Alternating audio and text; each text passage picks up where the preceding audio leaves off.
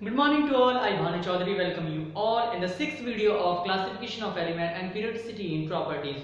Today we are going to discuss some periodic properties of elements. So let's start with the electron gain enthalpy. Electron gain enthalpy. बेटा जैसे नाम से पता लग रहा है इलेक्ट्रॉन गेन करने के लिए जो एंथैल्पी चाहिए या एंथैल्पी के अंदर जो चेंज आएगा उस एंथैल्पी को उस एनर्जी को हम बोलते हैं इलेक्ट्रॉन गेन एंथैल्पी। डेफिनेशन ये है the change in the enthalpy when an extra electron is added in the outermost shell of an isolated gaseous atom। देखिए ये कह रहा है कि एंथैल्पी के अंदर क्या चेंज आएगा, एंथैल्पी रिलीज होगी या एंथैल्पी ऐड होगी जब व्हेन एन एक्स्ट्रा इलेक्ट्रॉन, एक एक्स्ट्रा इलेक्ट्रॉन को ऐड किया गया है इन द आउटरमोस्ट शेल, सबसे बाहर वाली शेल में of an isolated gaseous atom.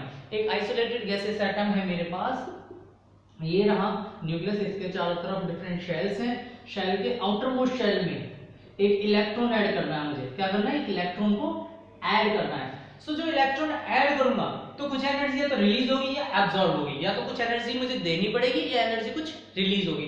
सो जो एनर्जी रिलीज होगी या एब्जॉर्ब होगी उस चेंज को, उस एंथैल्पी चेंज को मैं बोलूंगा, इलेक्ट्रॉन गेन एंथैल्पी। याद में ये रखना है जो एटम है it should be isolated gaseous atom. ये बिल्कुल ठीक उल्टा है आयनेशन एंथैल्पी का। आयनेशन एंथैल्पी में क्या हो रहा था, आयनेशन एंथैल्पी में एक इलेक्ट्रॉन निकालना पड़ रहा था from an isolated gaseous atom. एक आइसोलेटेड गैसियस एटम में से एक इलेक्ट्रॉन निकालने के लिए जो एनर्जी चाहिए थी उसे हम बोलते थे आयनेशन एंथैल्पी। और इलेक्ट्रॉन ऐड करने के लिए एक आइसोलेटेड गैसियस एटम है, एक आइसोलेटेड गैसियस एटम में एक इलेक्ट्रॉन ऐड करने के लिए जो एनर्जी चाहिए या जो एनर्जी रिलीज होगी उस एनर्जी को बोलेंगे इलेक्ट्रॉन गेन एंथैल्पी। क्या बोलेंगे, electron gain enthalpy. Electron gain enthalpy जो होती है उसको मैं डेल ईजी एच से रिप्रेजेंट करता हूं, डेल ईजी एच। और इसकी जो एसआई यूनिट होती है दैट इज किलोजूल पर मोल। क्या होती है, किलोजूल पर मोल।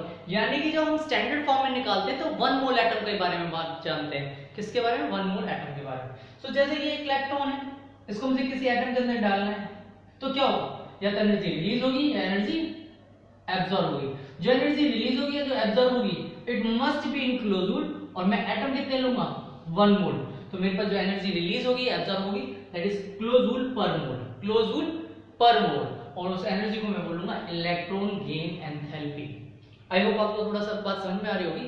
जनरली क्या होता है, generally electron gain enthalpy negative होती है। इलेक्ट्रॉन गेन एंथैल्पी नेगेटिव होने का मतलब है इलेक्ट्रॉन गेन, जब इलेक्ट्रॉन गेन हो रहा है तो एनर्जी रिलीज होती है, एनर्जी रिलीज होती है। एटम स्टेबल होना चाहता है, आपके पास न्यूक्लियस है, न्यूक्लियस इलेक्ट्रॉन को अट्रैक्ट कर रहा है, तो जैसे यहाँ पे इलेक्ट्रॉन अट्रैक्ट होकर इसके पास आएगा तो एटम स्टेबल होने की कोशिश करेगा, एटम स्टेबल होने की कोशिश करेगा। और जब एटम स्टेबल होगा तो एनर्जी रिलीज होगी, तो एनर्जी रिलीज होगी। I am saying generally. अभी मैं आपको बताऊंगा कौन कौन से फैक्टर्स में आयनेशन एंथैल्पी डिपेंड करती है। आई होप आपको ये बात क्लियर हो रही होगी। इसमें एक बात समझने की ये है कि जितना एटम ज्यादा स्टेबल होगा इलेक्ट्रॉन गेन करने के बाद उतनी ही एनर्जी ज्यादा रिलीज होगी। यानी कि स्टेबल एटम वही होते हैं, स्टेबल कंपाउंड्स वही होते हैं जिनमें जितनी कम एनर्जी वो उतने ज्यादा स्टेबल। सो जो एटम ज्यादा इलेक्ट्रॉन गेन करना चाहता है, जल्दी इलेक्ट्रॉन गेन, ज्यादा मींस ज्यादा जल्दी इलेक्ट्रॉन गेन करना चाहता है, उसकी इलेक्ट्रॉन गेन एंथैल्पी उतनी ही ज्यादा नेगेटिव होगी। जैसे कि हैलोजेंस है, उनके आउटरमोस्ट शेल में कितने इलेक्ट्रॉन्स होते हैं, 7 होते हैं। तो एक इलेक्ट्रॉन गेन करती ऑक्टेट कंप्लीट कर लेगा, यानी कि वो स्टेबल हो जाएगा, इसलिए वो जल्दी इलेक्ट्रॉन गेन करना चाहता है। और जल्दी इलेक्ट्रॉन गेन करना चाहता है इसलिए हैलोजन जो होते हैं वो मोस्ट इलेक्ट्रोनेगेटिव होते हैं। क्या होते हैं, मोस्ट इलेक्ट्रोनेगेटिव, यानी कि उनका नेगेटिव वैल्यू बहुत ज्यादा आता है, उनकी वैल्यू बहुत ज्यादा आती है। सो इलेक्ट्रॉन गेन एंथैल्पी में हमें यही बात ध्यान रखनी है। तो मैं कुछ फैक्टर्स बता रहा हूं, factors on which electron gain enthalpy depends. देखिए 3 मेन फैक्टर्स हैं जिन पे इलेक्ट्रॉन गेन एंथैल्पी डिपेंड करती है। पहला होता है एटॉमिक साइज, दूसरा फैक्टर होता है न्यूक्लियर चार्ज, और तीसरा फैक्टर होता है इलेक्ट्रॉनिक कॉन्फ़िगरेशन, और कह सकते हैं arrangement of electrons.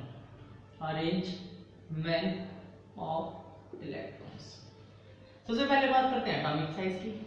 Atomic size देखिए, मेरे पास न्यूक्लियस है, इसके चारों तरफ शेल्स है, और यहाँ पे इलेक्ट्रॉन को ऐड करना है। तो न्यूक्लियस जो होगा उसके पास कम डिस्टेंस है आउटर मोस्ट शेल के लिए, कम डिस्टेंस, यानी कि इलेक्ट्रॉन को इजीली गेन करना चाहेगा। ये न्यूक्लियस इलेक्ट्रॉन को इजीली गेन करना चाहेगा आसानी से, क्योंकि जितना अपोजिट चार्ज पास होते हैं ना उतना ज्यादा अट्रैक्ट करते हैं। तो इसका डिस्टेंस कम है तो इलेक्ट्रॉन को ज्यादा इजीली इलेक्ट्रॉन ऐड हो जाएगा, और जब इलेक्ट्रॉन इजीली ऐड हो जाएगा तो एनर्जी रिलीज होगी, और जो एनर्जी रिलीज होगी तो नेगेटिव होगी। तो इलेक्ट्रॉन गेन एंथैल्पी क्या होगी?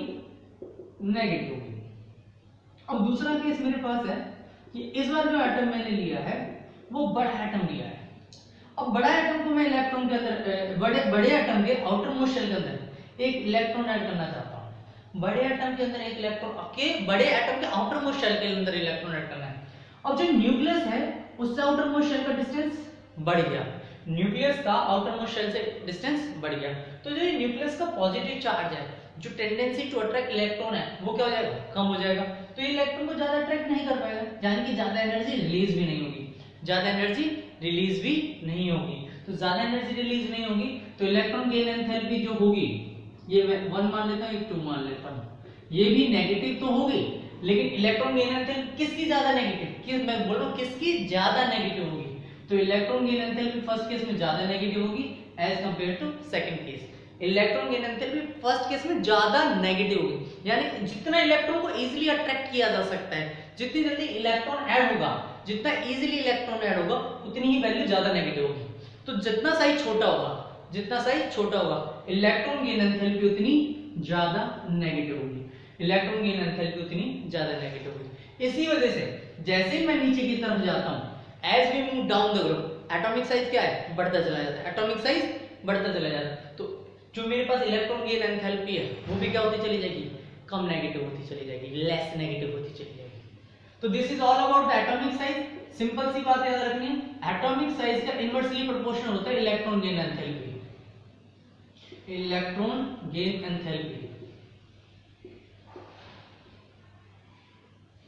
यानी कि अगर साइज बड़ा है तो कम नेगेटिव, अगर साइज छोटा है तो ज्यादा नेगेटिव, साइज छोटा है तो ज्यादा नेगेटिव, साइज छोटा कम है तो इलेक्ट्रॉन गेन एंथैल्पी ज्यादा नेगेटिव हो जाएगी। क्या हो जाएगी? ज्यादा नेगेटिव हो जाएगी। नेगेटिव की फॉर्म में बात करेंगे। ज्यादा नेगेटिव का मतलब है मेरे पास एक एलिमेंट है, उसकी इलेक्ट्रॉन गेन एंथैल्पी 4 नेगेटिव है, और दूसरा जो मेरे पास है उसकी 2 नेगेटिव इलेक्ट्रॉन गेन एंथैल्पी। तो साइज किसका बड़ा रहा होगा? साइज उसका बड़ा रहा होगा जिसकी इलेक्ट्रॉन गेन एंथैल्पी कम नेगेटिव है। तो कम नेगेटिव किसकी है? 2 की इलेक्ट्रॉन गेन एंथैल्पी कम नेगेटिव है, तो साइज क्या रहा होगा? साइज ज्यादा रहा होगा। मैं कहूं किसकी इलेक्ट्रॉन गेन एंथैल्पी ज्यादा है, तो इलेक्ट्रॉन गेन एंथैल्पी ज्यादा नेगेटिव 4 की है, यानी कि साइज जो 4 नेगेटिव उसका साइज छोटा रहा होगा। चलिए, आई होप आपको बात समझ में आ गई होगी। This is all about the atomic size. Now I would like to discuss the nuclear charge. वैसे न्यूक्लियर चार्ज वाली बात यहीं पे क्लियर हो जाती है, सिंपल सी बात है। जितना ज्यादा न्यूक्लियर चार्ज होगा उतना ही इलेक्ट्रॉन को ज्यादा अट्रैक्ट किया जाएगा, जितना ज्यादा अट्रैक्ट किया जाएगा उतना ही उतना ही एटम एनर्जी रिलीज करेगा, उतना ही ज्यादा स्टेबल हो जाएगा। So with increase in the nuclear charge लिख देता हूं, with increase in the nuclear charge, with increase in the nuclear charge, the value of electron gain enthalpy become more negative, यानी कि अगर न्यूक्लियर चार्ज ज्यादा होगा तो इलेक्ट्रॉन को ज्यादा अट्रैक्ट करेगा, तो एनर्जी ज्यादा रिलीज होगी, तो ज्यादा नेगेटिव एनर्जी होगी, इलेक्ट्रॉन गेन एंथैल्पी ज्यादा नेगेटिव होगी। तीसरी बात आती है इलेक्ट्रॉनिक कन्फिगरेशन और अरेंजमेंट ऑफ इलेक्ट्रॉन। इसमें इतनी सी बात समझिए कि अगर आपके पास कोई पार्शियली फिल्ड है तो वो इलेक्ट्रॉन गेन करना चाहता है, और जब इलेक्ट्रॉन गेन करना चाहता है और उसे इलेक्ट्रॉन मिल जाए तो वो क्या हो जाएगा, स्टेबल हो जाएगा, तो वैल्यू क्या हो जाएगी, नेगेटिव। इलेक्ट्रॉन गेन एंथैल्पी हो जाएगी नेगेटिव। लेकिन अगर मेरे पास कोई एक ऐसा एलिमेंट है जिसका इलेक्ट्रॉनिक कन्फिगरेशन हाफ फिल्ड है या फुल फिल्ड है, तो जो फुल्ली फिल्ड है वो मोस्ट स्टेबल है, और उसके आउटर मोस्ट शेल में जितने इलेक्ट्रॉन आने थे उतने आ चुके हैं, अब उसे तो और इलेक्ट्रॉन नहीं चाहिए, और मैं जबरदस्ती उसको एक और इलेक्ट्रॉन देने लगूं, तो जब मैं जबरदस्ती उसको एक इलेक्ट्रॉन दूंगा तो वो स्टेबल होगा या अनस्टेबल होगा, वो होगा अनस्टेबल, क्योंकि जितने इलेक्ट्रॉन चाहिए थे उतने इलेक्ट्रॉन उसके पास हैं। सो अनस्टेबल होगा कब, जब उसको एनर्जी दूंगा, जब एनर्जी निकल जाती है तो स्टेबल होता है, एनर्जी आती है तो अनस्टेबल होता है। So electron gain enthalpy half filled में और जनरली फुल फील्ड में, फुल फील्ड जो इलेक्ट्रॉनिक कन्फिगरेशन है उसमें वैल्यू पॉजिटिव आती है, क्या आती है, positive. That means we have to give energy to an atom so that it can accept an electron. मैं कह रहा हूं कि जिनका outer most shell completely filled है उसमें और इलेक्ट्रॉन की जरूरत नहीं है, लेकिन मुझे फिर भी एक इलेक्ट्रॉन ऐड करना है, तो जैसे ही मैं एक इलेक्ट्रॉन ऐड करना चाहूंगा मुझे एनर्जी देनी पड़ेगी, और एनर्जी क्या हो जाएगी, पॉजिटिव हो जाएगी, क्या हो जाएगी, positive. So elements having fully filled outermost orbital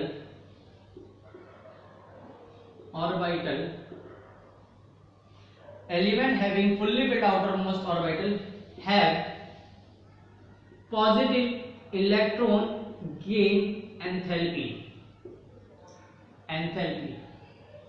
because its outermost shell is fully filled and does not require any electron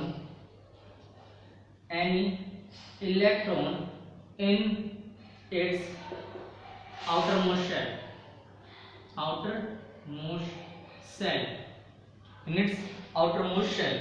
तो इसको किसी इलेक्ट्रॉन की जरूरत नहीं है, so we have to provide energy so that it can accept one electron, hence electron gain enthalpy become positive। तो electron gain enthalpy क्या हो जाती है, पॉजिटिव हो जाती है। तो एटॉमिक साइज में आपको बात समझ में, एटॉमिक साइज छोटा होगा तो इलेक्ट्रॉन गेन एंथैल्पी ज्यादा नेगेटिव होगी, एटॉमिक साइज बड़ा होगा तो इलेक्ट्रॉन गेन एंथैल्पी कम नेगेटिव होगी। दूसरा केस है न्यूक्लियर चार्ज का, न्यूक्लियर चार्ज ज्यादा है तो इलेक्ट्रॉन इजीली गेन होगा तो ज्यादा नेगेटिव, इलेक्ट्रॉन गेन एंथैल्पी ज्यादा नेगेटिव। तीसरा इलेक्ट्रॉनिक पार्शियली फिल्ड है या हाफ पार्शियली फिल्ड है या एक आध इलेक्ट्रॉन की कमी है तो इलेक्ट्रॉन को एक्सेप्ट करना इजी है, यानी कि स्टेबल हो जाएगा, स्टेबल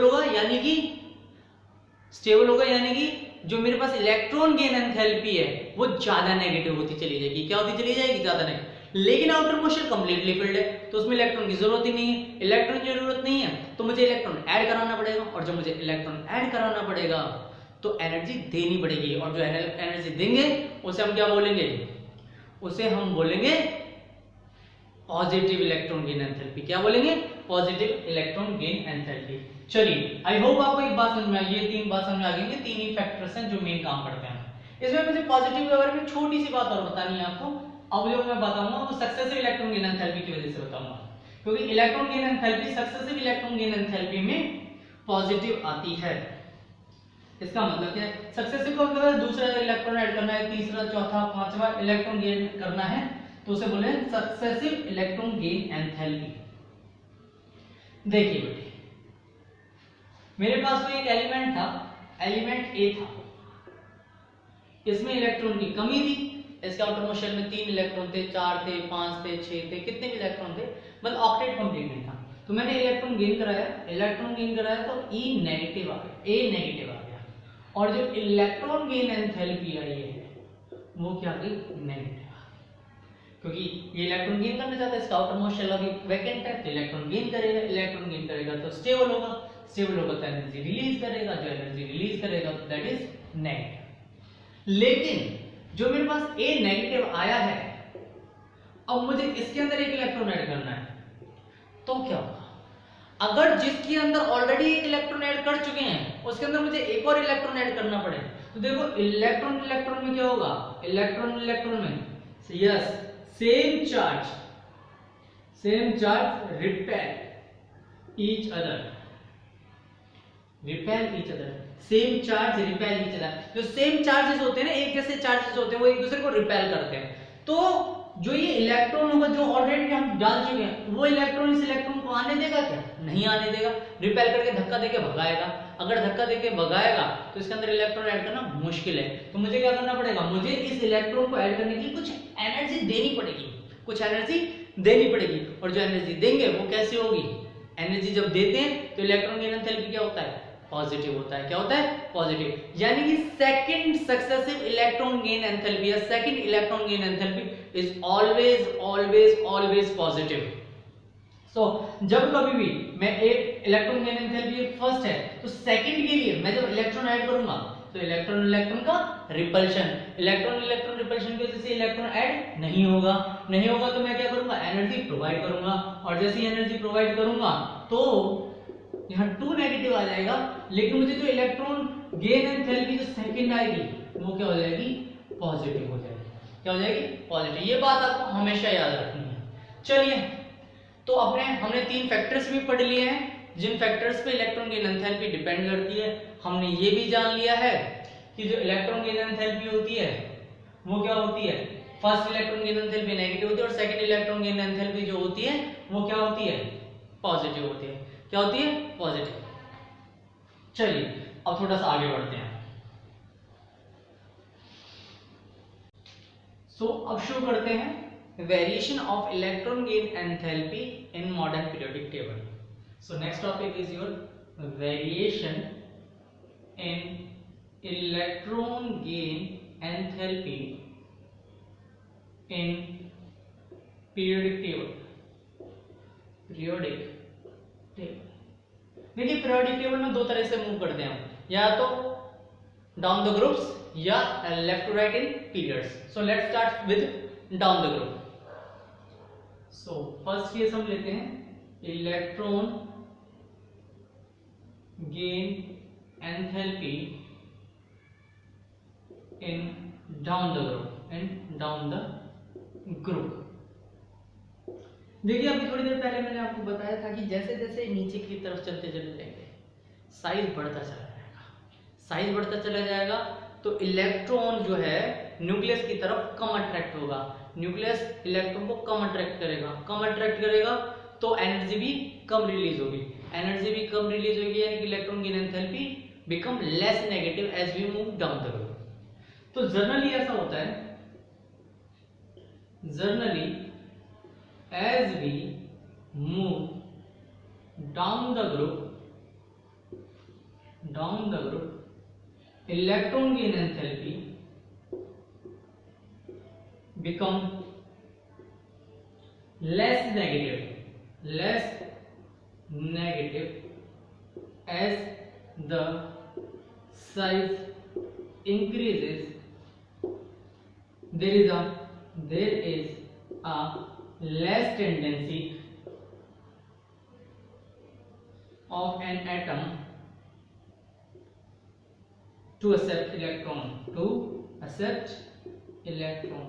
जैसे जैसे हम नीचे की तरफ जाते हैं, generally as we move down the group, electron की एंथैल्पी क्या होती है, लेस नेगेटिव होती चली जाती है। यानी कि यहाँ पे अगर -4 है तो यहाँ -3, यहाँ -2.5, यहाँ पे -2, यहाँ पे माइनस, तो जैसे जैसे नीचे की तरफ जाएंगे इलेक्ट्रॉन की एंथैल्पी क्या होती चली जाएगी, नेगेटिव, लेस नेगेटिव होती चली जाएगी। क्यों? क्योंकि इलेक्ट्रॉन गेन करने की जो ताकत होती है एटम के अंदर वो कम होती चली जाती है, तो कम एनर्जी रिलीज होती है। As the size increase, जैसे साइज बढ़ता है, there is a less tendency of an atom to accept electrons, so less amount of energy is released, less amount of energy is released। चलिए ये down the group में, लेकिन एक exception है इसमें, वो है ऑक्सीजन को लेकर और फ्लोरीन को लेकर, उसके बारे में बात कर लेते हैं। चलिए ये तो जनरल बात थी, बट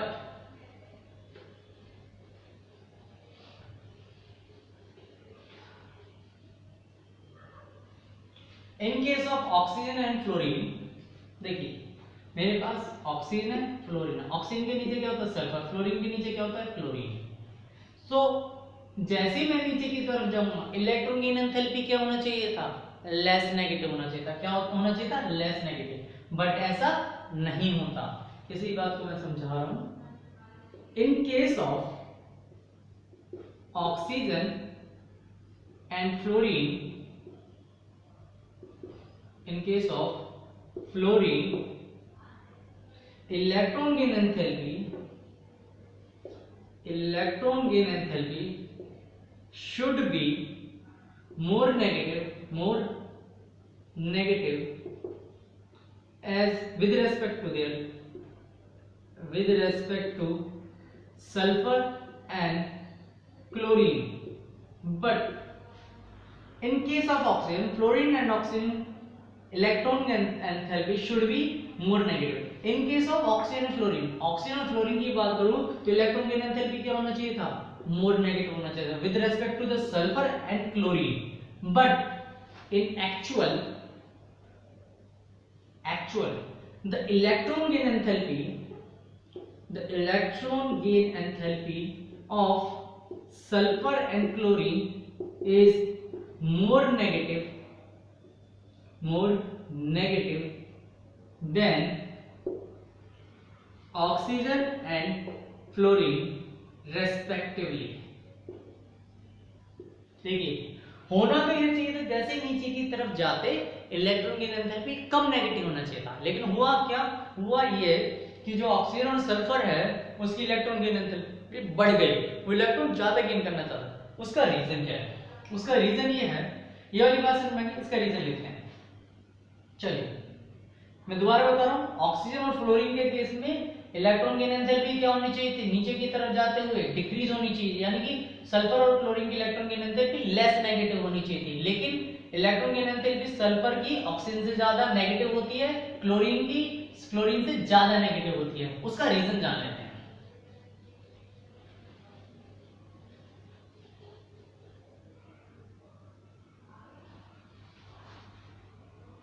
उसका रीजन ये है, as the size of oxygen and fluorine is too small, it does not want to accommodate, it does not want to accommodate an extra electron in its outermost shell। भाई ये कह रहा है कि जो ऑक्सीजन और सल्फर होता है उसका साइज बहुत छोटा होता है, as the size of oxygen and fluorine is too small, oxygen का और फ्लोरीन का साइज बहुत ज्यादा छोटा है, तो उसके पास और एक्स्ट्रा इलेक्ट्रॉन आने के लिए जगह नहीं है। जगह क्यों नहीं है? क्योंकि इलेक्ट्रॉन इलेक्ट्रॉन में क्या होने लगेगा? रिपल्शन। एक छोटा सा घर है, एक छोटे से घर में ज्यादा इलेक्ट्रॉन नहीं आ सकते। क्यों नहीं आ सकते? उसका रीजन ये है कि छोटी सी जगह में इलेक्ट्रॉन इलेक्ट्रॉन आएंगे तो इलेक्ट्रॉन डेंसिटी बढ़ जाएगी, और इलेक्ट्रॉन डेंसिटी बढ़ जाएगी तो इलेक्ट्रॉन इलेक्ट्रॉन के बीच में रिपल्शन आ जाएगा। क्या आ जाएगा? रिपल्शन आ जाएगा। रिपल्शन की वजह से इलेक्ट्रॉन की एंथैल्पी क्या हो जाएगी? become less negative. So as the size of oxygen and fluorine is too small, it does not want to accommodate an extra electron in its outermost shell. Hence its electron gain enthalpy become less negative.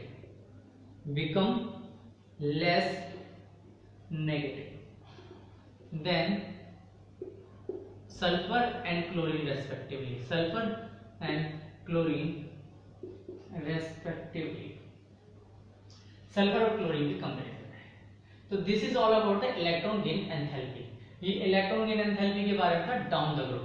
अब हम बात करते हैं periods में। चलिए,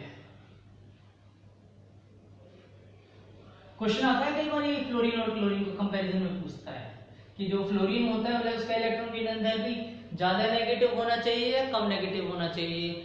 अगर ज्यादा होना चाहिए तो क्यों होना चाहिए? अगर कम होना चाहिए तो क्यों होना चाहिए? तो आपको बताना होगा कि फ्लोरीन जो होता है उसका इलेक्ट्रॉन गेन एंथैल्पी जो होता है वो कम नेगेटिव होता है। The electron gain enthalpy of fluorine is less negative as compared to the chlorine because fluorine has so small size, so it cannot accommodate an extra electron because electron repulsion takes place in the case of fluorine.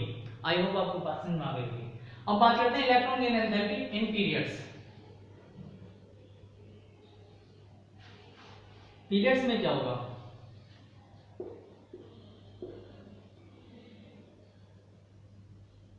देखो बेटे, periods में सिर्फ आपको दो बातें समझनी है। Left से राइट जाएंगे तो साइज क्या होगा? डिक्रीज होगा, और न्यूक्लियर चार्ज क्या होगा? इंक्रीज होगा। और दोनों फैक्टर क्या कर रहे हैं? दोनों फैक्टर ये कहते हैं कि अगर साइज कम होता है तो electron gain enthalpy become more negative. दूसरा, न्यूक्लियर चार्ज बढ़ता है तो electron gain enthalpy become more negative. So as we move left to right, electron gain enthalpy become more negative.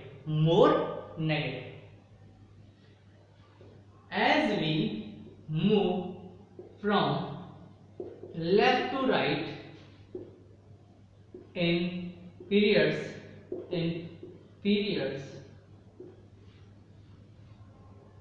electron gain enthalpy become more negative because as we move left to right, atomic size decreases and nuclear charge increases. In both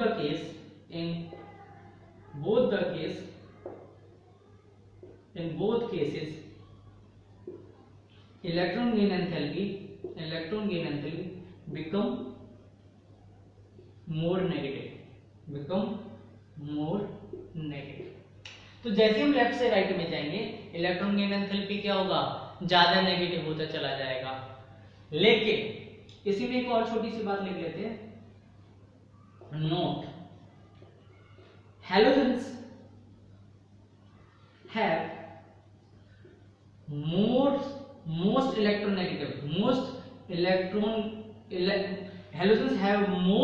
negative electron gain enthalpy. Halogens have a most negative electron gain enthalpy because they have very small size and high nuclear charge.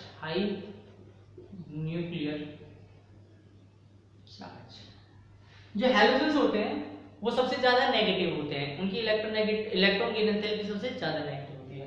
Halogen जो होते हैं उनकी जो electron gain enthalpy होती है वो सबसे ज्यादा नेगेटिव होती है। अगर इलेक्ट्रॉन गेन एंथैल्पी सबसे ज्यादा नेगेटिव हो तो उसका रीजन क्या होगा? उसका रीजन ये होगा कि साइज सबसे छोटा होता है हैलोजेंस का, और जो न्यूक्लियर चार्ज होता है वो बहुत ज्यादा होता है विद रेस्पेक्ट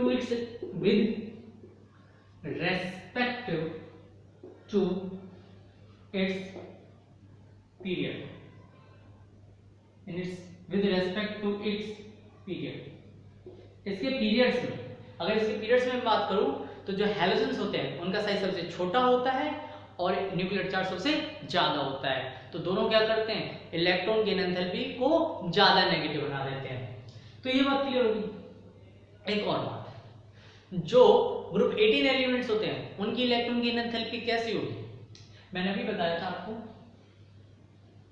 क्या होना चाहिए, इलेक्ट्रॉन गेन एंथैल्पी होगी पॉजिटिव। क्यों होगी, क्योंकि उनका outer most shell completely filled होता है, तो उन्हें इलेक्ट्रॉन लेने की जरूरत नहीं होती। अगर वो इलेक्ट्रॉन लेंगे तो वो अनस्टेबल हो जाएंगे, और अनस्टेबल कब होता है, जब एक्स्ट्रा एनर्जी होती है। सो नेक्स्ट पॉइंट अपना ये आता है, group 18 elements have positive electron gain enthalpy because these elements have completely filled outermost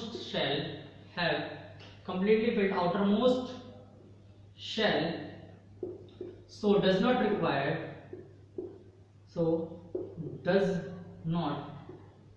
required any electron or extra energy have to provide so that electron can add in its outermost shell.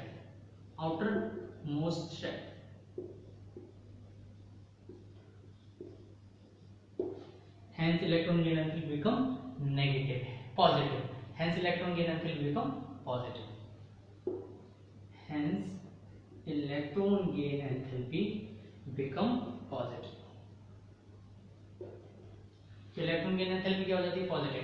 Group 18 elements के लिए बात कर रहे हैं। Group 18 में जो होता है इलेक्ट्रॉन गेन एंथैल्पी पॉजिटिव होती है। रीजन क्या है, रीजन ये है, these elements have completely filled outer most shell.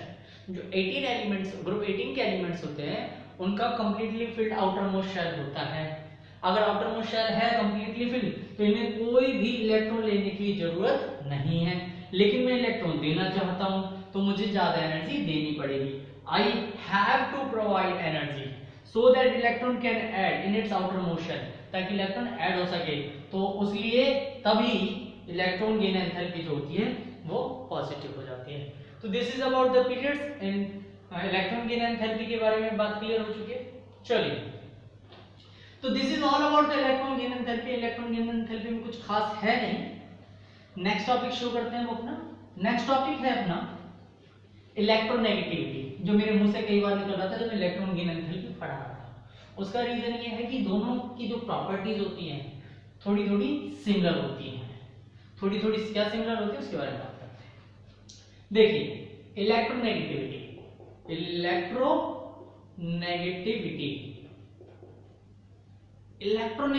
का मतलब होता है tendency of an atom to attract a share pair of electron in a covalent bond.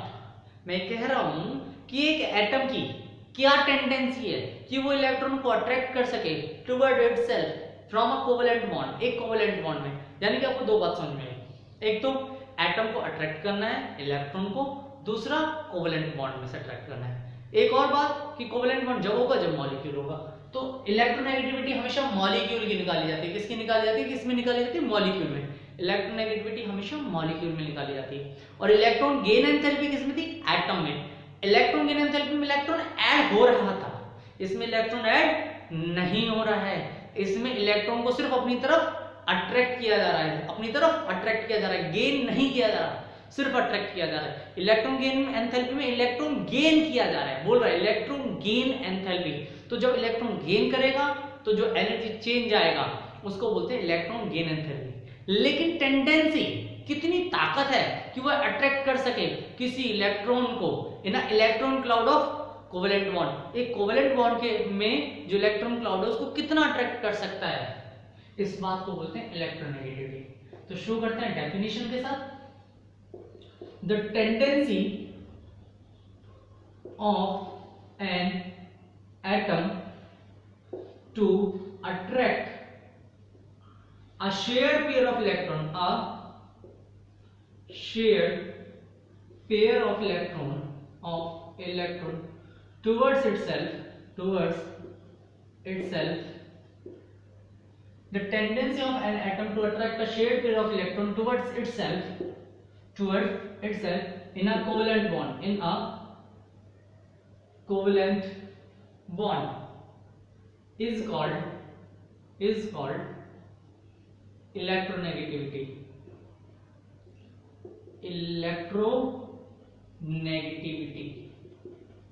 तो टेंडेंसी को क्या बोलते हैं, इलेक्ट्रोनेगेटिविटी। क्या बोलते हैं, electron. The tendency of an atom, किसी भी एक एटम की टेंडेंसी, ताकि इलेक्ट्रॉन को क्या किया जा सके, अट्रैक्ट किया जा सके अपनी तरफ। So in a covalent bond, for example मेरे पास एक ए था और एक बी था, इसके बीच में कोवेलेंट बॉन्ड था और कोवेलेंट बॉन्ड में इलेक्ट्रॉन डिस्ट्रीब्यूटेड है। ये ऐसे इलेक्ट्रॉन है, एक इलेक्ट्रॉन ये रहा, एक इलेक्ट्रॉन ये रहा, ये मूव कर रहे हैं, ऐसे मूव करते रहते हैं, इलेक्ट्रॉन क्लाउड बनता रहता है। तो जो इलेक्ट्रॉन क्लाउड है, अगर एक इलेक्ट्रोनेगेटिविटी ज्यादा है, एक इलेक्ट्रोनेगेटिविटी ज्यादा, तो ये इलेक्ट्रॉन क्लाउड डिस्टॉर्ट हो जाएगा, टूट जाएगा, खराब हो जाएगा और इलेक्ट्रॉन ए की तरफ अट्रैक्ट होने शुरू हो जाएंगे। तो जो मैं ब्लू कलर से दिखा रहा हूं, यहाँ पे इलेक्ट्रॉन की जो डेंसिटी है वो ज्यादा है, यहाँ पे इलेक्ट्रॉन की डेंसिटी कम है। तो जो इलेक्ट्रॉन है ए की तरफ ज्यादा अट्रैक्ट हुआ, बी की तरफ अट्रैक्ट कम हुआ। तो दिस इज पार्शियली नेगेटिव और दिस इज पार्शियली पॉजिटिव। तो इलेक्ट्रॉन यहाँ पे ज्यादा होने की वजह से पार्शियली नेगेटिव है। पार्शियली नेगेटिव मतलब अधूरा है, इलेक्ट्रॉन आए नहीं है, सिर्फ अट्रैक्ट हुए इधर की तरफ। यहाँ बी से इलेक्ट्रॉन गए नहीं है, सिर्फ थोड़ा सा बी से दूर हो गए, इलेक्ट्रॉन क्लाउड थोड़ा सा दूर हो गया है। तो जो एक टेंडेंसी है ए एटम की कि इलेक्ट्रॉन क्लाउड को अपनी तरफ अट्रैक्ट कर रहा है, इसको ही मैं बोलता हूँ इलेक्ट्रोनेगेटिविटी। क्या बोलता हूँ, इलेक्ट्रोनेगेटिविटी। इलेक्ट्रोनेगेटिविटी जनरली दो फैक्टर्स पर डिपेंड करती है, एक्चुअली तीन फैक्टर्स होते हैं लेकिन हमें दो ही पढ़ने चाहिए, तीसरा आपको पता ही नहीं लगेगा कि कैसे बना है। सो हम दो फैक्टर्स के बारे में ही बात करेंगे। तीसरा फैक्टर जब आप बड़ी क्लास में चले जाएंगे हायर स्टडी के लिए, देन आपको बताएंगे। अभी दो फैक्टर्स आपके सिलेबस में, दो फैक्टर। तो पहला जो फैक्टर है that is hybridization of that element, hybridization of an element, an atom लिख लीजिए, hybridization of an atom. And second is your oxidation state, दूसरा है ऑक्सीडेशन, पहला है हाइब्रिडेशन। देखिए हाइब्रिडेशन का मतलब क्या आपने पढ़ा होगा, आपने सेकंड चैप्टर जब पढ़ा होगा उसमें बताया गया होगा कि एक ऐसा ऑर्बिटल होता है, एक पी ऑर्बिटल होता है, एक डी ऑर्बिटल होता है। तो जो ये ऑर्बिटल्स होते हैं, एफ ऑर्बिटल होता है, ये जब ऑर्बिटल मिलते हैं, मिक्सिंग ऑफ ऑर्बिटल, तो एक नया ऑर्बिटल जनरेट होता है और जो नया ऑर्बिटल का डीजेनरेसी होती है उसको बोलते हैं हाइब्रिडाइजेशन। सो मेरे पास जो हाइब्रिडेशन होती है, अभी इलेक्ट्रोनेगेटिविटी के लिए आप जो देखेंगे वो देखेंगे sp, sp2, sp3 हाइब्रिडेशन। इससे ही आपको समझ आ जाएगा। देखिए ये एक sp एक हाइब्रिडेशन है, sp2 भी एक हाइब्रिडेशन है, sp3 भी एक हाइब्रिडेशन है, यानी कि एक s का ऑर्बिटल और एक p का ऑर्बिटल मिक्स हो रहे हैं और एक नया ऑर्बिटल बना रहे हैं, इसको बोलते हैं sp हाइब्रिडेशन। एक s का और दो p के ऑर्बिटल्स मिक्स हो रहे हैं और एक नया ऑर्बिटल बना रहे हैं, एक s का ऑर्बिटल और तीन p के ऑर्बिटल्स मिक्स हो रहे हैं और एक नया ऑर्बिटल बना रहे हैं, इसे बोलेंगे sp3। अगर इन तीनों में मैं देखता हूं s कैरेक्टर, देखिए s कैरेक्टर इसमें 50-50% है, जितना s है उतना ही p है, तो ये कैरेक्टर कितना हो गया, s का कैरेक्टर कितना हो गया 50%। अगर मैं s और p की बात करूं तो एक रेशियो s का है और दो रेशियो p का है, एक s है और दो p है। परसेंटेज अगर मैं निकालता हूं तो परसेंटेज s की क्या होगी 1/3 मल्टीप्लाई बाय 100, दैट इज 33%। तो जो परसेंटेज होगा इसका 33%, 33.33 होगा s का, p का कितना होगा, p का भी 66 पॉइंट समथिंग होगा, 66.66 मान लेते हैं। तो हमें s का लेंगे, हम s के कैरेक्टर के बारे में बात कर रहे हैं। अगर मैं यहाँ पे एस कैरेक्टर की बात करूं तो एक एस है और 3 पी है। परसेंटेज ऑफ एस कैरेक्टर की बात करूंगा तो 1/4, जिसका परसेंटेज निकाल रहे हो अपॉन में टोटल मल्टीप्लाई बाय 100, 25%। तो एस कैरेक्टर कितना हो गया 25%, पी कैरेक्टर कितना हो गया 75%। चलो इतनी बात अगर आपको समझ आ गई तो इसमें सिर्फ आपको एक बात जाननी है इलेक्ट्रोनेगेटिविटी के लिए, जितना ज्यादा एस कैरेक्टर उतनी ज्यादा इलेक्ट्रोनेगेटिविटी। तो फर्स्ट स्टेप शुरू कर देते हैं, सेकंड ऑक्सीडेशन स्टेट बाद में करेंगे। Higher the s percentage of s character, percentage of s character higher would be the electronegativity, would be the electronegativity। तो परसेंटेज ऑफ एस कैरेक्टर जितना ज्यादा होता चला जाएगा इलेक्ट्रोनेगेटिविटी उतनी ज्यादा होती चली जाएगी। परसेंटेज ऑफ एस कैरेक्टर जितना कम होता चला जाएगा इलेक्ट्रोनेगेटिविटी उतनी कम होती चली जाएगी। सो ये बात होगी। सेकंड बात करते हैं हाइब्रिडेशन को लेकर। सॉरी, अब बात करेंगे हाइब्रिडेशन को लेकर तो होगी, सेकंड बात करेंगे ऑक्सीडेशन को लेकर। Oxidation state, second part is your oxidation state। oxidation state में आपको सिर्फ इतनी सी बात समझनी है, higher the oxidation state higher will be the electronegativity, higher will be the electron। इस बात को समझाता हूं, पहले लिख देते हैं। higher the oxidation state higher will be its electronegativity, its electronegativity। higher the oxidation state higher will be its electronegativity। देखिए इसका मतलब ये है कि आपके पास एक A है, A पॉजिटिव X है, इस AX है, मैं ऐसे लिख देता हूं AX। इसमें जो A है उसका जो ऑक्सीडेशन स्टेट है, ऑक्सीडेशन स्टेट ऑफ A +1 मान लिया मैंने, यहां पे AX2 लिया मैंने, क्या लिया AX2, यहां पे ऑक्सीडेशन स्टेट BX2 ले लेता हूं, नहीं BX2। सो यहां पे ऑक्सीडेशन स्टेट ऑफ B = +2 आ गया। सो अब मुझे बताइए कि ऑक्सीडेशन स्टेट किसका ज्यादा है, A का ज्यादा है, सॉरी A का ज्यादा है या B का ज्यादा है। मुझे पता लगेगा ऑक्सीडेशन स्टेट B का ज्यादा है। अगर ऑक्सीडेशन स्टेट B का ज्यादा है यानी इलेक्ट्रोनेगेटिविटी भी B की ज्यादा है as compared to XA, as compared to A। तो ये दो बातें हैं जो आपको याद रखनी है। Higher the oxidation state, higher will be the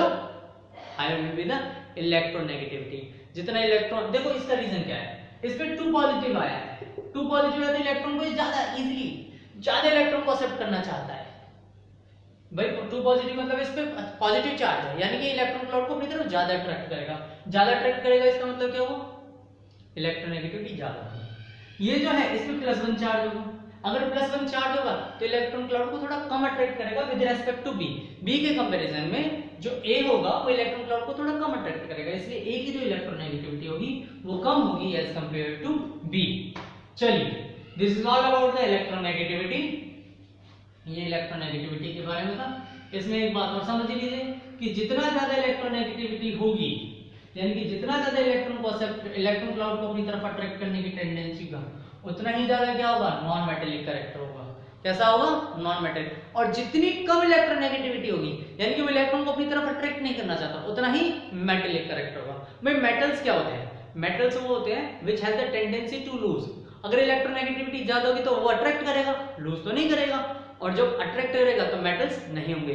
तो higher the electronegativity more will be the property of non-metallic character। तो with increase in the electronegativity non-metallic character increases। लिख देता हूँ, एप्लीकेशन में काम आ जाएगा। with increase in the electronegativity non-metallic character increases, non-metallic character increases और vice versa. That means अगर electronegativity कम होगी, जितनी कम इलेक्ट्रोनेगेटिविटी होगी उतना ही मेटेलिक करैक्टर ज्यादा होगा। चलिए यहाँ तक आई होप आपको बात समझ में आ गई होगी। आगे बढ़ते हैं। विद डिक्रीज, जैसे इलेक्ट्रोनेगेटिविटी कम होती चली जाएगी, इलेक्ट्रोनेगेटिविटी कम होती चली जाएगी, वो अट्रैक्ट नहीं करना चाहता, तो मेटल की टेंडेंसी बढ़ती चली जाएगी। चलिए आगे बढ़ते हैं। इलेक्ट्रोनेगेटिविटी के बाद में अपने पास छोटे छोटे से टॉपिक्स कुछ बच रहे हैं, जैसे कि सबसे पहले मैं आपको बताना चाहता हूँ, एक तो एनामलस बिहेवियर के बारे में बात करेंगे और एक हम बात करेंगे डायगोनल रिलेशनशिप के बारे में। सो शो करते हैं anomalous behaviour. Anomalous behaviour of group 2 elements. जो सेकंड ग्रुप के एलिमेंट्स होते हैं, वो सबसे अलग बिहेवियर शो करते हैं। उसका रीजन क्या है, पहले बात समझो। मेरे पास है lithium, beryllium, boron, carbon, nitrogen, oxygen, fluorine and neon. ये सेकंड ग्रुप है। क्या है? Second group. सेकंड ग्रुप की अगर मैं बात करता हूं, तो जो एलिमेंट्स होते हैं इनके, ये एनामलस बिहेवियर शो करते हैं। इसके कुछ रीजन है। पहला रीजन ये है कि जैसे जैसे नीचे की तरफ चलते चले जाएंगे, साइज बढ़ता चला जाएगा, तो जितने भी एलिमेंट्स होते हैं सेकंड ग्रुप में, उनका साइज सबसे छोटा होता है with respect to its period. अपने अगर पीरियड में बात करें तो सबसे छोटा साइज होगा सेकंड एलिमेंट्स का। तो ये पहली बात ये होगी। दूसरी बात मुझे समझ में आती है, अगर साइज छोटा होगा तो आयनेशन एंथैल्पी बहुत ज्यादा होगी, इलेक्ट्रॉन को निकालना बहुत मुश्किल है। तीसरी बात, इन किसी के पास भी जो सेकंड ग्रुप में जो एलिमेंट्स हैं, सेकंड ग्रुप में जितने भी एलिमेंट्स हैं, उनके पास डी ऑर्बिटल नहीं होता, इसलिए वो अपनी कोवेलेंसी को भी एक्सपेंड नहीं कर पाते। तो ये जो बातें हैं, इन्हीं की वजह से जो एनामलस बिहेवियर शो करते हैं ग्रुप सेकंड एलिमेंट्स। सो मैं कुछ रीजन बता रहा हूं why the group second element show the anomalous behaviour. Question अपना वो आता है, why the elements of group second show anomalous behaviour.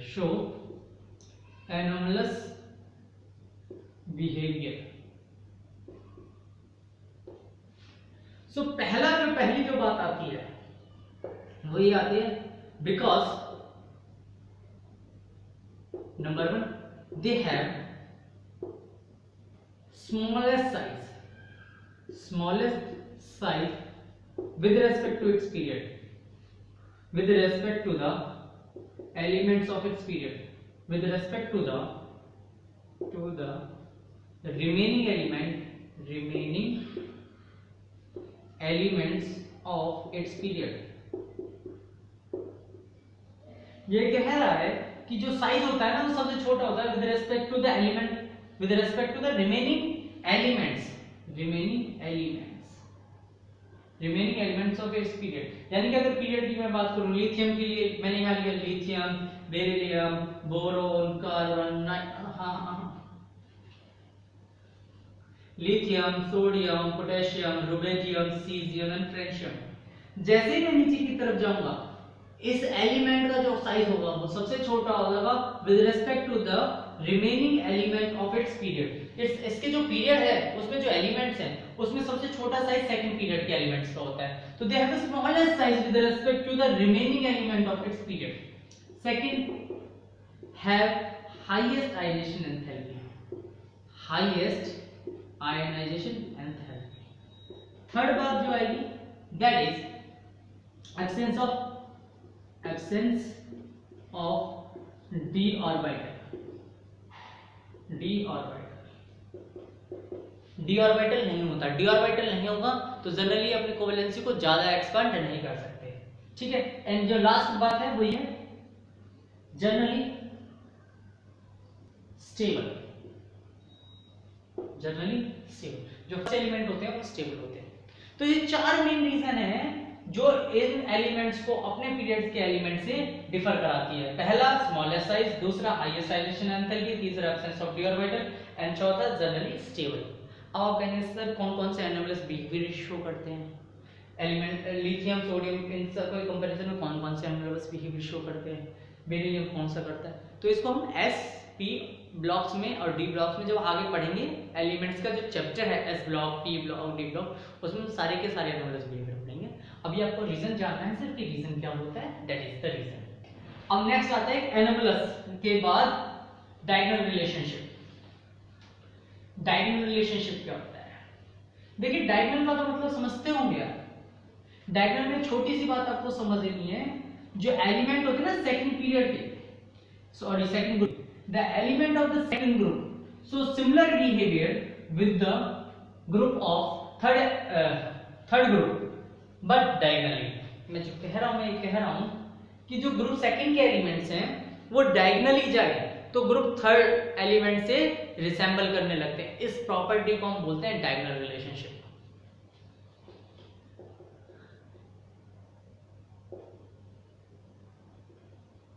Diagonal relationship, diagonal relationship में क्या होता है पहले मैं बता देता हूँ। आपके पास है lithium, beryllium, boron, carbon, nitrogen, oxygen, fluorine, neon. आपके पास है सोडियम, आपके पास है boron, beryllium, magnesium, boron, aluminium, silicon, silicon हो गया आपके पास। नाइट्रोजन के बाद आपके पास आएगा aluminium, silicon, phosphorus, sulphur, chlorine, argon. Sodium, magnesium, aluminium, silicon, phosphorus, sulphur, chlorine, argon. ठीक है, तो जो कि ग्रुप सेकंड के एलिमेंट्स हैं और ये ग्रुप थर्ड के एलिमेंट्स हैं, ये अगर डायगोनली मूव करते हैं, अगर ये डायगोनली मूव करते हैं तो जो इनकी डायगोनल एलिमेंट्स की जो प्रॉपर्टीज होती हैं वो एक दूसरे के साथ रिसेंबल करती हैं। क्या करती हैं? रिसेंबल करते हैं। इस कैरेक्टरिस्टिक को, इस प्रॉपर्टी को ही हम, इस फिनोमिना को ही हम डायगोनल रिलेशनशिप कहते हैं। इसको लिखेंगे कैसे? The elements of second group show similar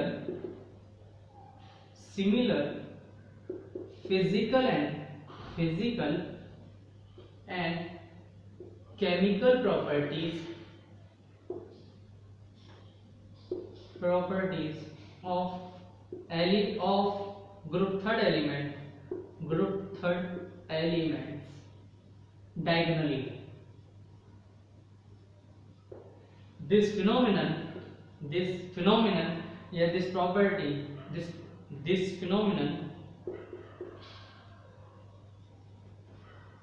is called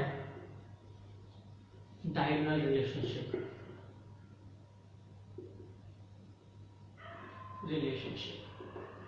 This phenomenon or this process, this property, this character is called the diagonal relationship. ये कह रहा है जो सेकंड ग्रुप के एलिमेंट्स हैं वो थर्ड ग्रुप के एलिमेंट्स के साथ डायगोनली फिजिकल और केमिकल प्रॉपर्टीज से में रिसेंबल करते हैं। The element of the second group show similar physical and chemical properties of group third element diagonally. This phenomenon is called the diagonal relationship. This phenomenon is called the diagonal relationship. That's it for today. I hope आपको बात समझ में आ रही होगी, आप घर पे मेहनत करके पढ़ रहे होंगे। Catch you soon in the next video. Till then, stay safe and stay at home. Thank you.